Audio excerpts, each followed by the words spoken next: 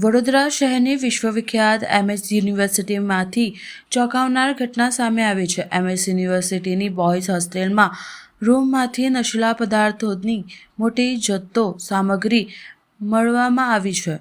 Sayajiganj police station દ્વારા red દરમિયાન ખાલી દારૂની 25 થી 30 બોટલો ઝડપાઈ। એક બોટલમાં દારૂ ભરેલો હોવાની પણ ખુલાસો થયો છે।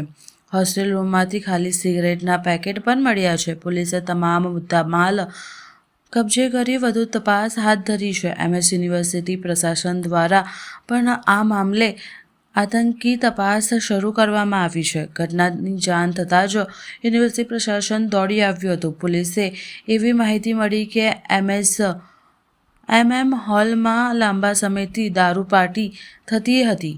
આટલી મોટી સંખ્યામાં નશીલો સામાન હોસ્ટેલ સુધી કેવી રીતે પહોંચ્યો એ મોટો પ્રશ્ન છે।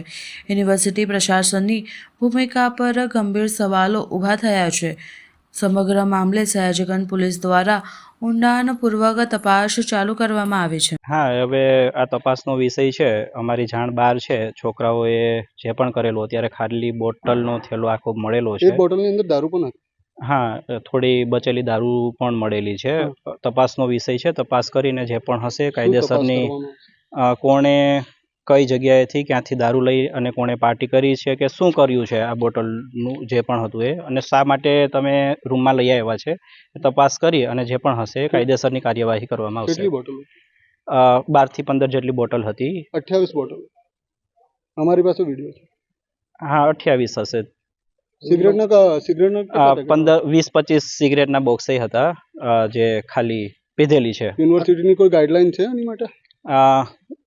રૂલ પ્રમાણે તો છોકરાઓએ સિગરેટ કે કોઈ પણ જાતનું વ્યસન હોસ્ટેલમાં કરવાની સખત મનાઈ છે। એના માટે નિયમ બનેલા છે। તમે ચેકિંગ કરો છો? સરપ્રાઈઝ વિઝિટ કરીએ છીએ જ્યારે પણ પકડાય છે ત્યારે અમે લોકોને કડકમાં કડક સૂચના આપીએ છીએ। આ બોટલો આજે જ આવી ગઈ? એ જ રૂમમાં ઘણી વખત મેં ચેકિંગ કરેલું છે અને ઘણી વખત મેં વોન પર કરેલા છે। એ જ રૂમમાં નહીં, તમે બાકી બીજા જોયું છે? તમે પણ આઈ વિટનેસ છો કે આ લોકો પાર્ટી કરતા હતા? ના, હું આઈ વિટનેસ નથી। તો તમે કહો છો તમે ચેકિંગ કર્યા હતા? હું ચેકિંગ કરું છું, હું એવું કહું છું। સરપ્રાઈઝ ચેકિંગ અમે કરીએ છીએ જ્યારે પણ જે પણ કોઈ ઇલેક્ટ્રોનિક અપ્લાયન્સીસ મળે છે કે કોઈ પણ જાતનું ગેરકાયદેસર ઉપકરણ મળે છે કે આવી રીતે કોઈ સિગારેટનું હોય છે કે આટલી મોટી સંખ્યાની અંદર દારૂની બોટલો કેવી રીતે પહોંચે? હવે એ તપાસનો વિષય છે, એ મારી જાણમાં પણ નથી। જે પણ શું કાયદાઓ છે હવે એ જ હવે આગળ જે પણ હાયર ઓથોરિટી હશે એમને જાણ કરશું અને એ એમની રીતે કાર્યવાહી કરશે કે આવું મળી આવેલ છે।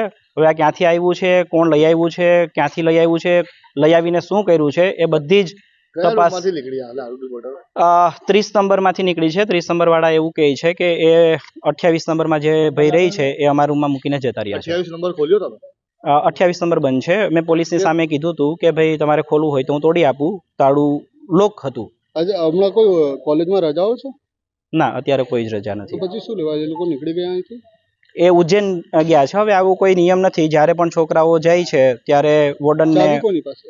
એ છોકરાઓ પાસે જ છે, વોર્ડન પાસે નથી હોતી અને એવો કોઈ રૂલ નથી। અમારી પાસે તો ઇનપુટ એવો છે એ છોકરા પાસે નથી ચાવી? નહીં, એ એમના ફ્રેન્ડને આપીને ગયા છે। એ ફ્રેન્ડની પાસે છે રહેવાની કાયદામાં? નહીં, એ ફ્રેન્ડ અહીંયા નથી રહેતો, એની જવાબદારી અને હું એનું પુરાવો તમને આપી શકું। સીસીટીવી કેમેરા છે। એ ભાઈ જે નામ વાપરે છે એ વ્યક્તિ છે એ MM હોલમાં નથી રહેતો। તમારું નામ? વિજય સોલંકી, વોર્ડન MM હોલ।